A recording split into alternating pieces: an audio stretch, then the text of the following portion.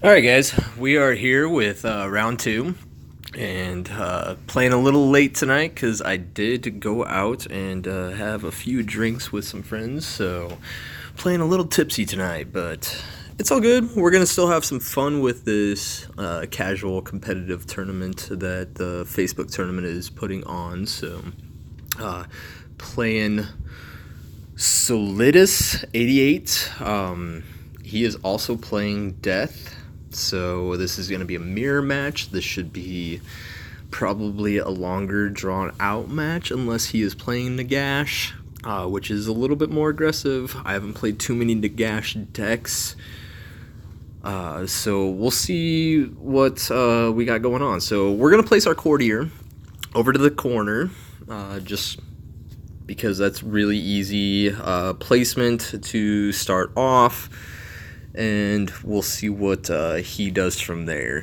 For the most part, usually our Hungering Vampire Lords go in the middle. And it looks like he's playing possibly the Burn Death deck. So he's going to be stacked with a lot of abilities. And honestly, I've been looking at this setup myself just because there's been a few times with this deck that I just can't punch through for those last few points of damage. And having the Vargolf here, or Ghoul King, actually pumps up your abilities by 1 damage. And that 1 damage doesn't seem like a lot, but he's playing the dual one, and this one is going to pump up the abilities there by 2 because he's got both of them next to his Mordant unit, so he's going to play a lot of abilities. The thing with that deck is that I've tried playing it myself before, and with it is just, there's so many times that you just don't draw those abilities when you need them. And if anybody gains life, it makes it a lot harder to push through that damage. And with what we have here going first, I think we're just going to draw some cards. Nothing is going to really set off our corners too much except for the Murderous Vargeist, but we might play that next turn. Drawing 2 Frightful Touches, we might put that in front of, the... Oh, we can't do that there because the Hungering Vampire, but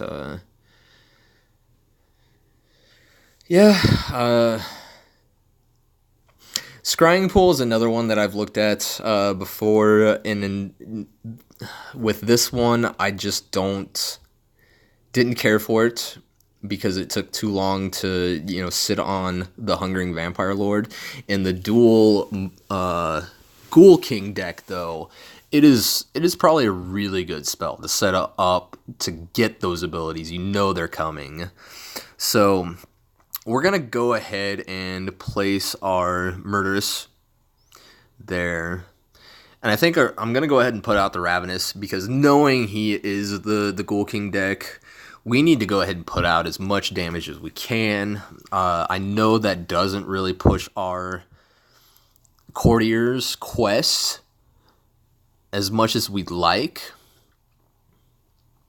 And so he's going to play his own Frightful Touch there. Kind of sucks. We are probably going to just go ahead and put our Vargeist there.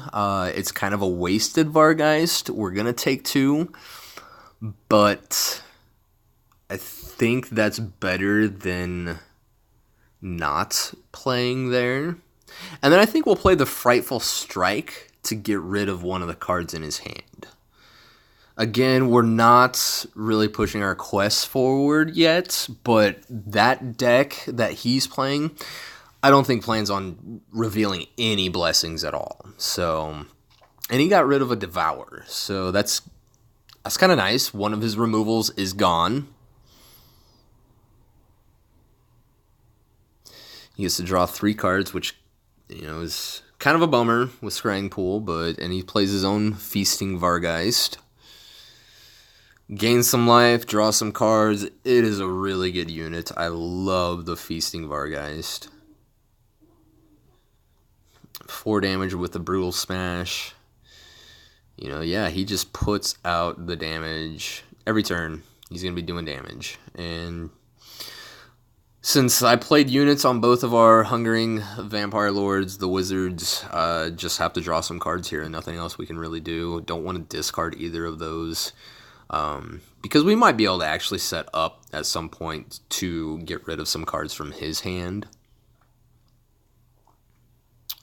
But I did check the player levels for Death before, you know, hopping on here. And Solidus 88, he is up there in, you know, the top 10 ranked for Death players.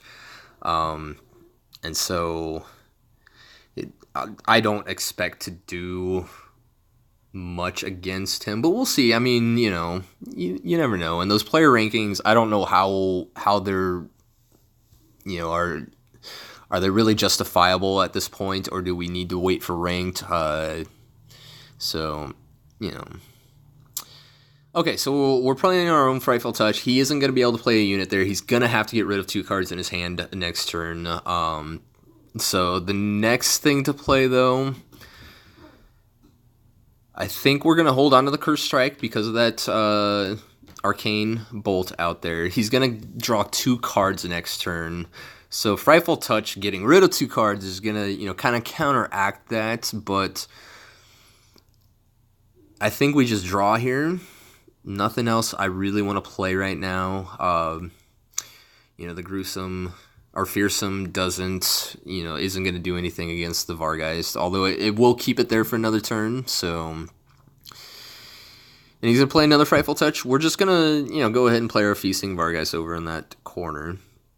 Curse Strike for 5. Really good. Honestly, at some point, I might try and play at least a single Ghoul King deck. And so, yeah, he's got to get rid of 2 cards. So... oh, and the problem, yeah, we can't play the Curse Striker. I'm going to take 7 next turn, which really is going to hurt. But I think the best thing we do here is gain life, pushes our quest forward, puts us up to, you know, gain some life. And then I think what we do here now is just... I think we're going to draw a card, because Frightful Touch, if I played on the other Hungering, he's most likely going... he's got only 1 card. I probably should have played it. Should have looked at it a little bit more, but that's okay. We drew a Devour. He's got the Brutal Smash. 4 damage, and that's good game. I mean... that's what happens. Should have, you know, paid a little bit more attention to where our life was. But hey, let's hop into game 2, because that was a quick match. And that's what happens with the Ghoul King decks, is because they play so much abilities. They're doing usually 5 damage each time they play an ability.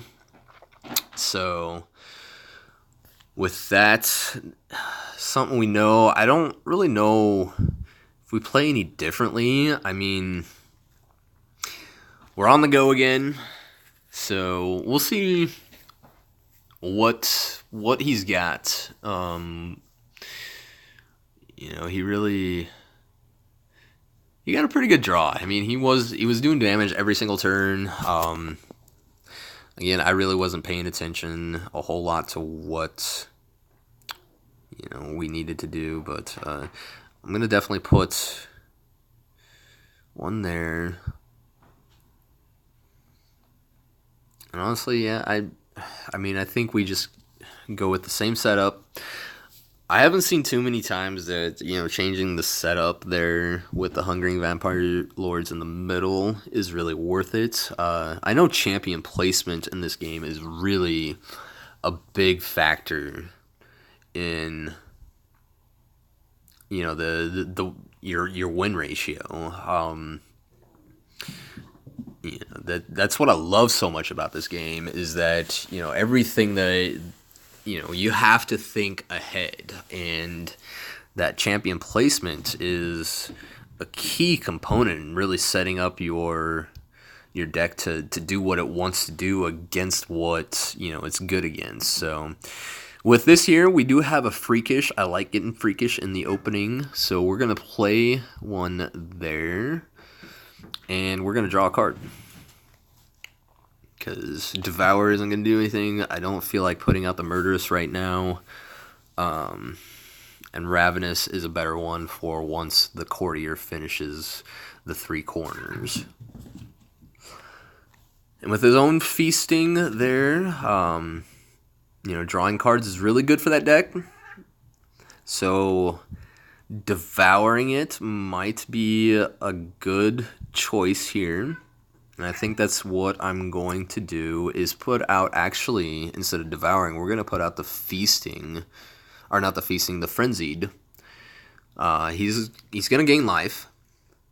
But the big thing about the Feasting is drawing your cards. 2 cards is really good. Anytime you can draw cards in this game is very, very solid. I love card advantage in any card game. But in this game, when you have to give up actions to draw cards, it's so much better when you get it off of other cards. And that's what makes Feasting so good in these death decks. So just going to draw a card here. Don't want to play anything else. Just kind of see what he does. Most of the time I really like to react to decks. So he's going to play another Feasting. I think it's good to go ahead and Devour that one. I mean, he didn't have anything to deal with the Frenzied there. So removing this one really takes away from his card advantage that he's wanting to get. That's 2 of his Feastings gone. He is running Scrying Pool, though. We saw that in the first game. So with that, I'm going to go ahead and play out our own Feasting and see if he's got, anything to remove it, and then draw a card, so that we're still keeping our hand fairly good in size. We want some options. I really don't care for this deck when it gets low on cards. Down to 2 or 1 card, it's just, really isn't fun when you have to just draw cards. And, that's what he did, is drew a couple cards. And at this point, I think we just draw some cards too.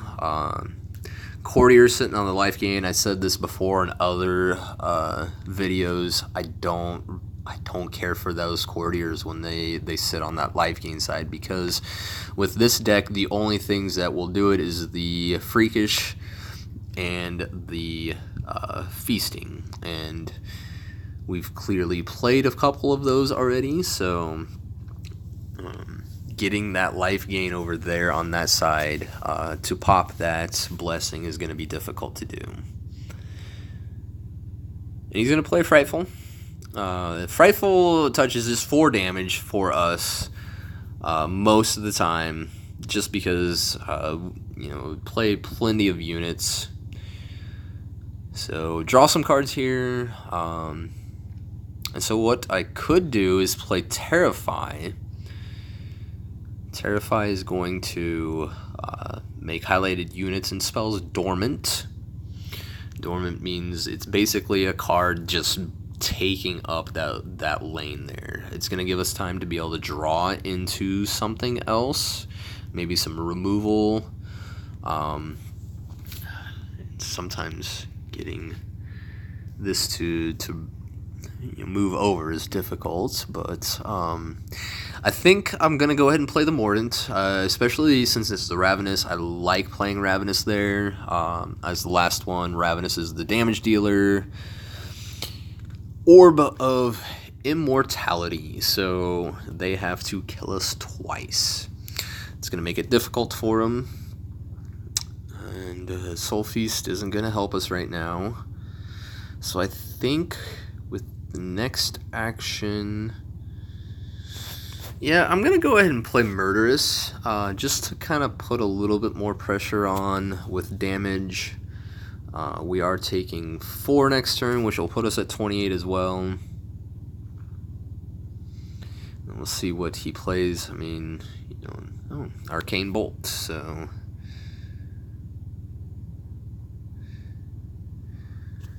And that's one of the reasons I pulled Murderous out of this deck, is because like right there, I was so enticed to play it because it was a vampire that quested Hungering Vampire Lord, but now it is sitting there in a wizard lane for a couple turns.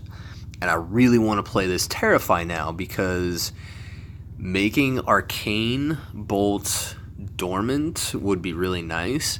But we do have Curse Strike, so I could wait one more turn for Curse Strike. And sitting at 28, I better go plug my phone in. Battery's about to die, so don't want that happening in the middle of a game, especially since this is a really close game right now. I think the best move here is just to draw 2 cards. Have another turn for the Curse Strike. Unless he's playing Deathly Resolve, which honestly, I mean, the Deathly Resolve decks I don't think are like the Mordant, or not the Mordant, but the Ghoul King Burn. So he's just going to play 1, draw 1. He's kind of thinking, that he's going to get the Arcane off. So the best that we can do is Curse Strike, rotate it backwards back to another X, delaying it 1 more turn so that our Murderous is going to rotate out, and then we can go ahead and play the Terrify to make the Arcane Bolt dormant, give us a little bit more turns to deal with things. So Curse Strike.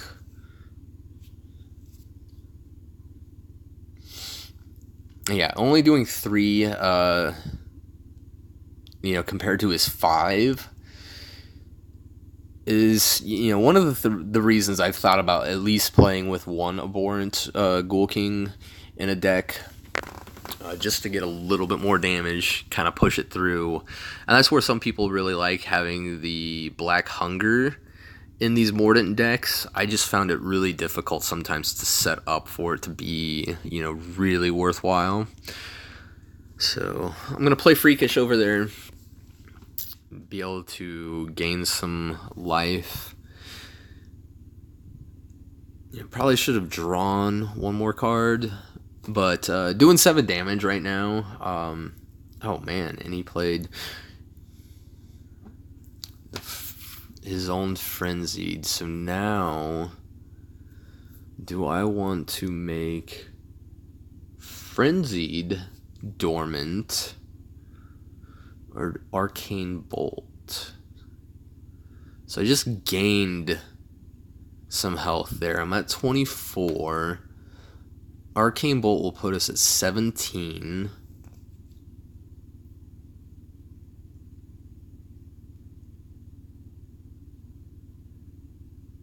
Yeah, I'm going to go ahead and Terrify the Frenzied and draw a card.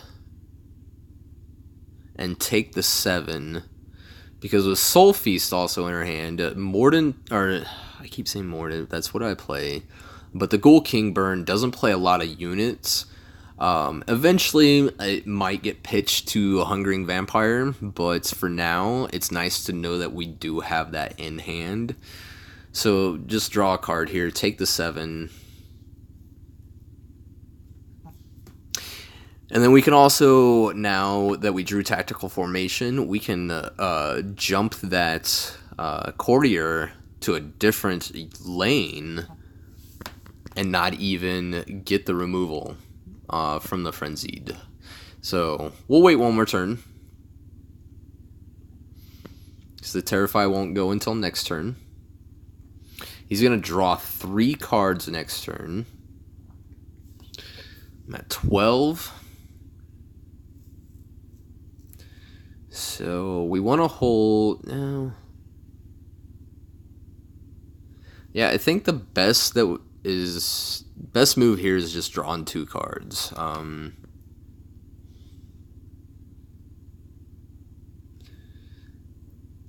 Because at 3, I mean, even if he plays 2 abilities, might put us, down to 2, which is gonna be difficult to deal with. But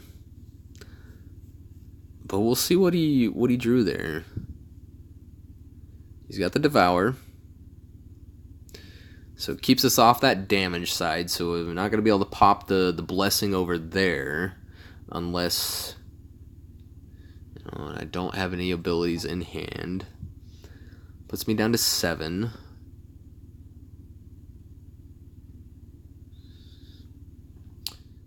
So I think the best move is Tactical Formation. Draw a card. See what we draw. Okay. Swap with the Courtier and play our Soul Feast.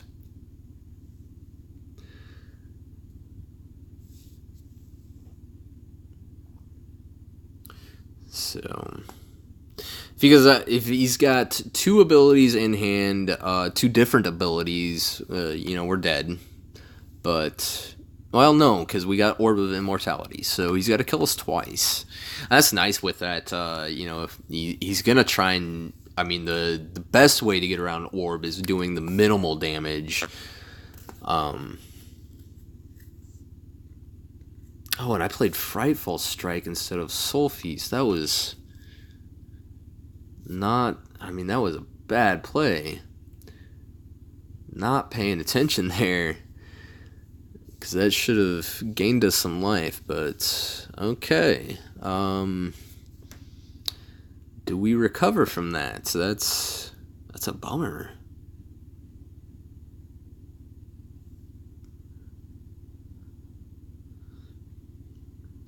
I think the best... Oh, man. That is... not paying attention.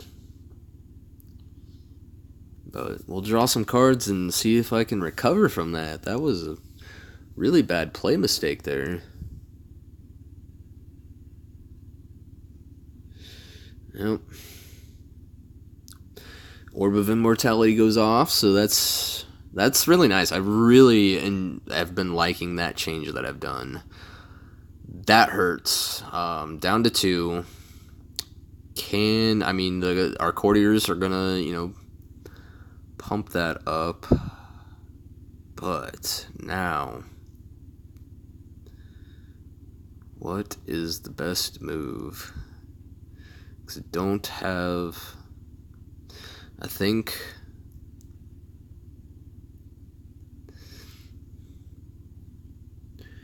Tactical Formation.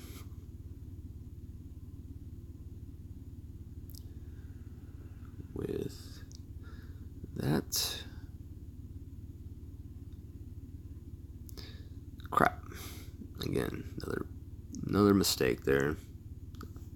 Should have swapped him with the Hungering Vampire Lord, because then we would have been in the same lane with the cheaper unit. Frightful Strike could have gotten rid of a card from hand and set us up next turn to place a Mordant. Still going to play Frightful Strike, not going to get as much value out of it as I could have. Again, apologize for the play mistakes, guys, but still having fun playing this. Solidius is still playing a really solid game, and yeah, a single burn there is all he needed. So good game, Solidius. That was, best 2 out of 3 there. So thanks for watching, guys, and we'll be back tomorrow with round 3.